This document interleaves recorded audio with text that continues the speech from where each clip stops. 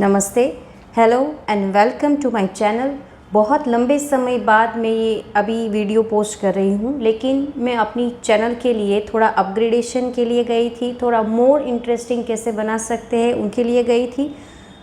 तो ये मेरा पहला वीडियो है मेरी यूट्यूब चैनल के अपग्रेडेशन के बाद का। तो आज मैं डॉक्टर राधिका आपके लिए एक बहुत ही इंटरेस्टिंग और बहुत ही इंफॉर्मेटिव वीडियो लेकर आई हूँ। दैट इज़ आपने कहीं ना कहीं सुना है, अभी हम सोशल मीडिया में देख रहे हैं, हम न्यूज़पेपर में देख रहे हैं कि बहुत ही यंग और बहुत ही बच्चों को भी अभी कार्डियक अरेस्ट और उनके हिसाब से डेथ हो रही है।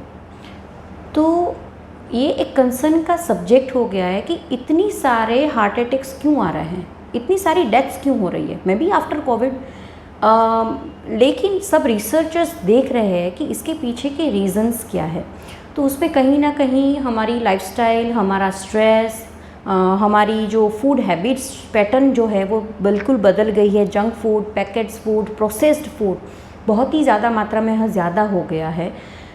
ओबेसिटी, वो उसके लिए भारत एक हब बन गया है। डायबिटीज़, ओबेसिटी, कार्डियोवास्कुलर डिजीज़ बहुत ही ज़्यादा बढ़ चुके हैं हमारे इंडिया में।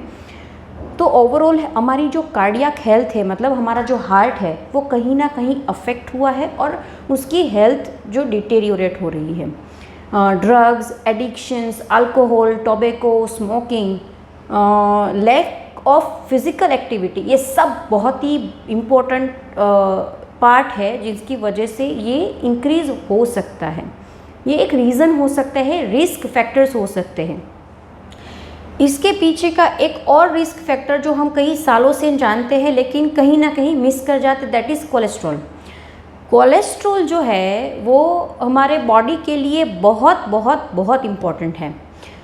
कोलेस्ट्रॉल के बिना हमारे मसल्स, हमारे नर्व्स, हमारी सेल्स और हॉर्मोन्स अच्छी तरीके से काम नहीं कर सकते। तो पहले तो कोलेस्ट्रॉल एक ख़राब चीज़ नहीं है, अच्छी चीज़ है। तो आज का जो मैं ये वीडियो लेकर आई हूँ, दैट इज़ जो मुझे बहुत ही सारे पेशेंट्स पूछते हैं कि नेचुरली हमारे कोलेस्ट्रॉल को कैसे मेंटेन किया जाए। तो in the first part I will briefly tell about what is cholesterol और उसको बैड क्यों माना जाता है, वो क्यों हमें प्रॉब्लम करता है, कार्डियोवास्कुलर रिस्क बढ़ाता है। सेकंड पार्ट में जाएंगे कौन कौन से फूड है that can reduce your cholesterol level significantly और नेचुरली बाय आवर डाइट। तो let's start our video without delay.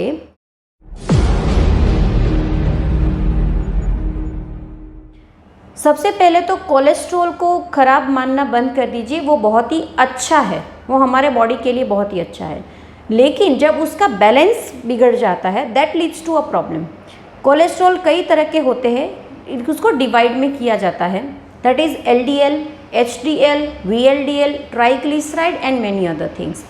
तो उसमें से VLDL, LDL, ट्राइग्लिसराइड को बैड कोलेस्ट्रॉल कहा जाता है और HDL यानी कि हाई डेंसिटी लिपोप्रोटीन को गुड कोलेस्ट्रॉल कहा जाता है।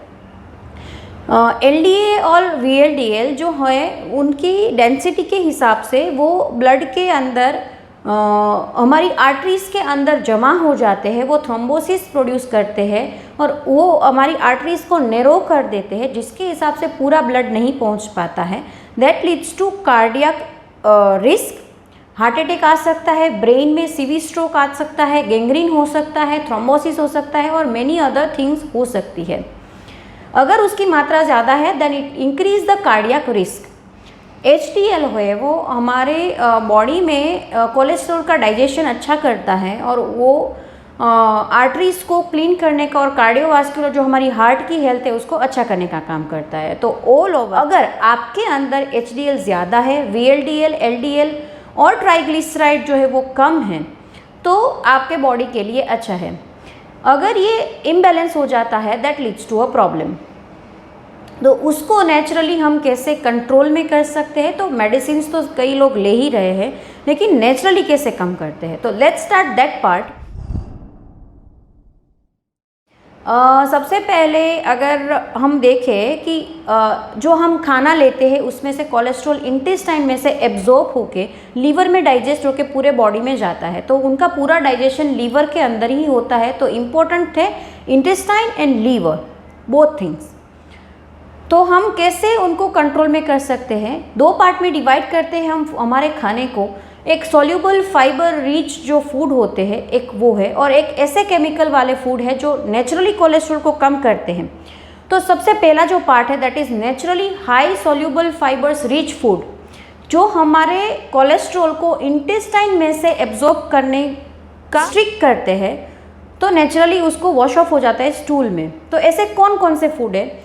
फर्स्ट नंबर पे आएगा that is cilium husk. Constipation को कंट्रोल करने के अलावा सीलियम हस्क, जिसको हम रेगुलर लैंग्वेज में इसबगुल बोलते हैं, वो हमारे कोलेस्ट्रॉल को कंट्रोल करता है कि वो हमारे इंटेस्टाइन में कोलेस्ट्रॉल को बाइंड कर देता है और उसको वॉश ऑफ कर देता है, उनका एब्जॉर्प्शन कम कर देता है।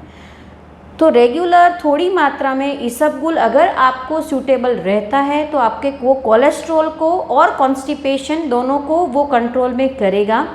तो the best food for cholesterol control is psyllium husk, यानी कि इसबगुल। Second food that is oats. Oat के अंदर रहा हुआ एक बीटा ग्लूकेन, वो एक बहुत ही अच्छा केमिकल है जो ऑल ओवर बॉडी को बहुत ही अच्छा न्यूट्रिशन तो देता ही है, लेकिन उसके साथ साथ वो नेचुरली एलडीएल को कम करने के लिए और वीएलडीएल को कम करता है, ट्राइग्लिसराइड को कम करता है और एचडीएल का प्रोपोर्शन बढ़ा देता है हमारे ब्लड में। That is very beneficial.